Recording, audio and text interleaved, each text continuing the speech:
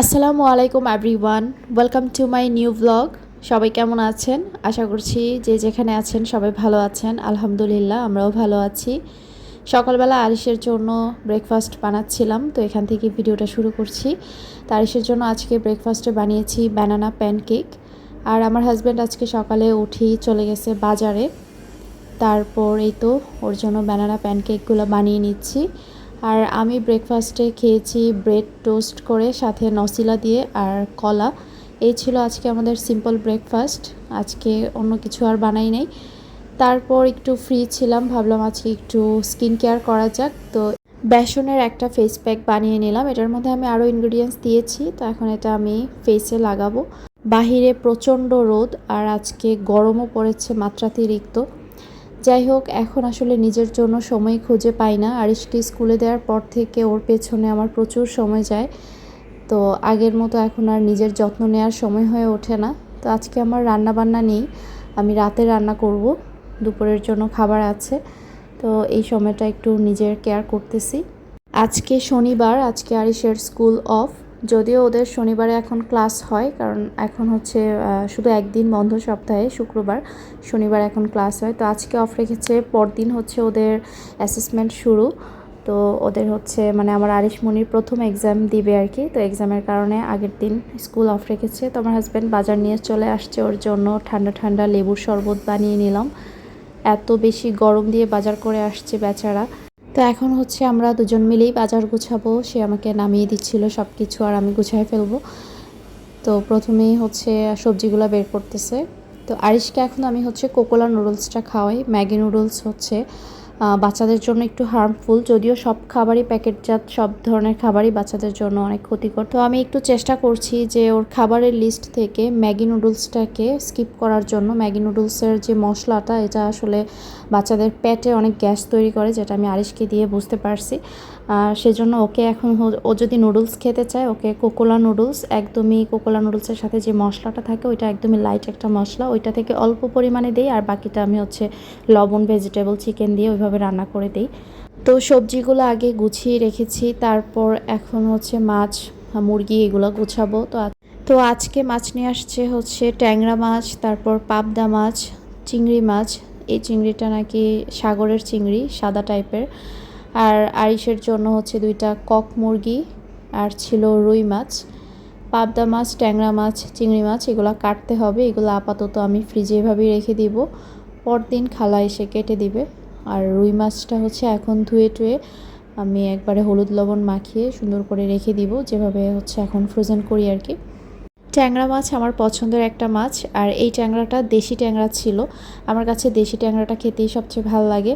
তো এই তো সব কিছু নামিয়ে নিলাম, যেগুলো এখন ফ্রিজে রাখার ওইগুলো রেখে দিব। তারপর বাকিগুলো হচ্ছে ওয়াশ করে রাখবো। তো এই ছিল আজকের বাজার।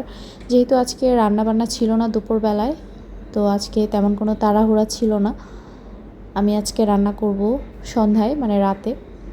তো এখন হচ্ছে রুই মাছটা ধুয়ে নিব। রুই মাছের মধ্যে হচ্ছে ডিম হয়েছে, ডিমটা আজকে ভুনা করে ফেলবো, কারণ মাছের ডিম ফ্রিজে রাখলে রাবারি হয়ে যায়, পরে আর খেতে ভালো লাগে না।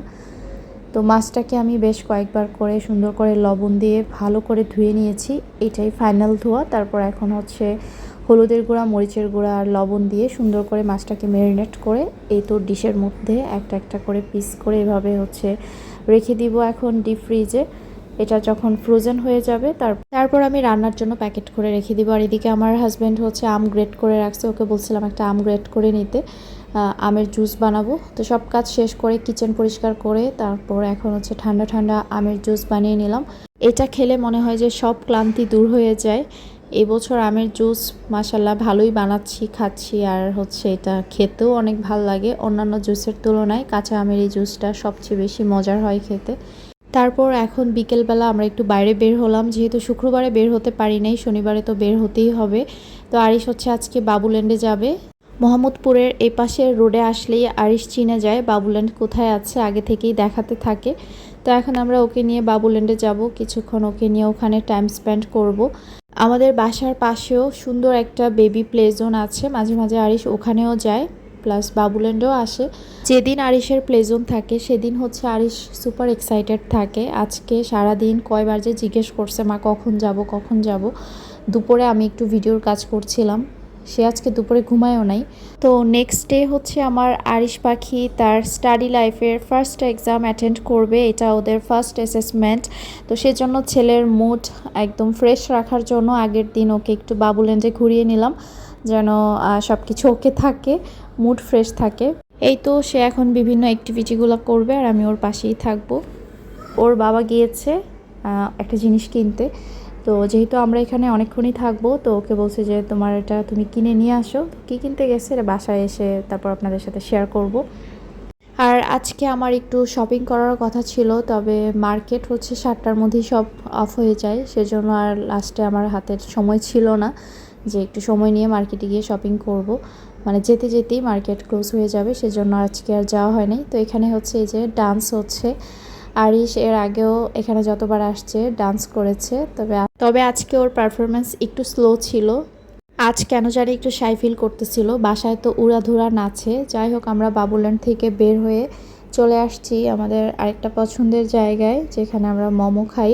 প্রথমবার আমার বোনের সাথে আসছিলাম এই জায়গায়, তখন থেকে এই জায়গাটা আমারও পছন্দের হয়ে গেছে। এই জায়গার মোমোটা অনেক বেশি ভালো হয়। এত গরমের মধ্যে নাগা মোমো খেয়ে নাক কান দিয়ে মনে হচ্ছিল ধোঁয়া বের হচ্ছিল। যতই ঝাল লাগুক, নাগা মোমো আমার সবচেয়ে ভালো লাগে।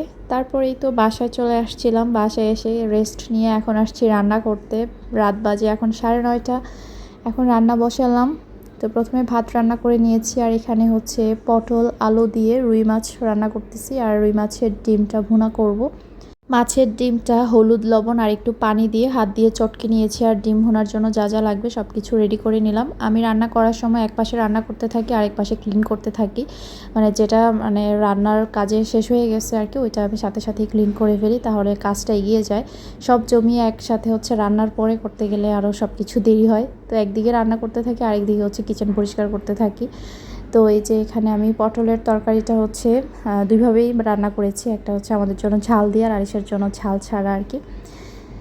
তো এই তো তরকারিগুলো রান্না হয়ে গেছে, এখন ডিমটা ভুনা করে নিচ্ছি। মাছের ডিম আমি এভাবেই ভুনা করি, তেলের মধ্যে পেঁয়াজটা ভেজে নিয়ে তার মধ্যে আদা রসুন পেস্ট দিলাম, তারপর সব গুঁড়া মশলা দিলাম, আর এখন টমেটো কুচি দিয়ে দিচ্ছি। এখন মশলাটাকে পানি দিয়ে সুন্দর করে কষিয়ে নিব অল্প পানি দিয়ে। তো মশলাটা সুন্দরভাবে কষানো হয়ে গেলে আগে থেকে চটকে রাখা মাছের ডিমটা এখন দিয়ে দিব। এইভাবে হচ্ছে একটু চটকে নিলে মাছের ডিমটা একদম ঝুরঝুরা হয়, তাহলে আমার কাছে খেতে ভালো লাগে। তো এই তো এখন অনবরত নাড়াচাড়ার উপরেই থাকবো। এই মাছের ডিমটা যখন ফ্রিজে রাখা হয় তখন এটা ভাজি করলে খেতে খুব একটা ভাল লাগে না, এটার ময়েশ্চারটা চলে যায়। ভুনা করার পর একদম বেশি ড্রাই হয়ে যায়। আর তো মাছের ডিমটা আমি ডিপ ফ্রিজে রাখি নাই, ফ্রিজের নর্মাল চেম্বারে রেখেছিলাম। আর ডিম ভুনাটা এত বেশি মজা হয়েছে, একদম সফট হয়েছে ডিমটা, দেখতেই পাচ্ছেন। এটাকে আমি একটু পোড়া পোড়া করবো, মানে একটু লালচে টাইপের করব আর কি। ধনেপাতা কাঁচামরিচ দিয়ে দিলাম, খুবই মজা হয়েছে ডিম ভুনাটা। আর একদম মানে তাজা মাছের ডিমটা সাথে সাথে এরকম ভুনা করে খেলেই বেশি মজা হয়। আর মাছের ডিমে হচ্ছে একটু বেশি পরিমাণে তেল লাগে। এখন শেয়ার করতেছি আরিশের বাবা কী কিনেছিল সেটা। তো হচ্ছে অফিসে খাবার নেওয়ার জন্য নতুন একটা লাঞ্চ বক্স কিনেছে। অনেকদিন থেকে ওকে বলতেছিলাম নতুন একটা লাঞ্চ বক্স কিনো, যদিও আগেরটা ভালোই আছে, তারপর আমি বলতেছিলাম যে না, নতুন আরেকটা কিনো। আর অনেক কিউট একটা লাঞ্চ বক্স কিনেছে, এটা সাইজেও ছোট আছে, দেখতেও কিউট, বাটিগুলো অনেক কিউট। এই তো। আর এটা হচ্ছে চায়না একটা প্রোডাক্ট, আমার কাছে আগেরটা থেকে এটাই বেশি সুন্দর লাগছে। সবচেয়ে বেশি বাটিগুলা মানে সাইজগুলো বেশি ভালো লাগছে, একদম ছোট ছোট কিউট কিউট। তো ওকে বলতেছিলাম যে এগুলোতে তো তোমাকে খাবার একদমই অল্প করে দিতে হবে। তারপর সে বলতেছিল যে দেখতে ছোট হলেও খাবার একদম মানে যতটুকু প্রয়োজন অতটুকুই এটাতে জায়গা হবে। এটাই ভালো হয়েছে, ছোট্ট ছোট্ট কিউট কিউট। আর ঢাকনাগুলো হচ্ছে রাবারি টাইপের, লিক হবে না। তো এই ছিল ওর নতুন লাঞ্চ বক্স। তো প্রাইসটা অনেকে জিজ্ঞেস করবেন, এই যে প্যাকেটের গায়ে দেখিয়ে দিচ্ছি প্রাইসটা। তো আজকের ব্লগটা এই পর্যন্তই। সবাই ভালো থাকবেন, সুস্থ থাকবেন, সবার জন্য দোয়া ভালোবাসা শুভকামনা রইল, আমাদের জন্য দোয়া করবেন। আল্লাহ হাফেজ।